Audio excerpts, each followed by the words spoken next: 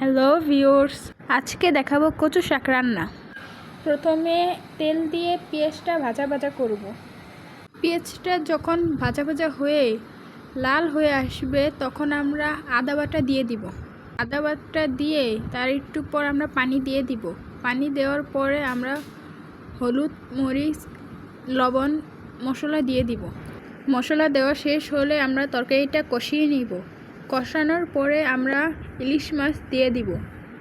ইলিশ মাছটা দিয়ে আমরা কতক্ষণ কষিয়ে তারপরে দিয়ে দিব সিদ্ধ করা কচু শাকটা দেওয়ার পরে আমরা কতক্ষণ কচু শাক আর মাছটাকে নেড়ে চেড়ে ভাজা করে নেব।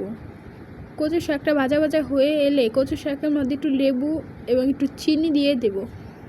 তারপরে আমরা কতক্ষণ কচু শাকটা নেড়ে চেড়ে ভাজতে থাকবো। ভাজা হয়ে গেলে আমাদের তৈরি হয়ে যাবে ইলিশ মাছ দিয়ে কচু শাক রান্না।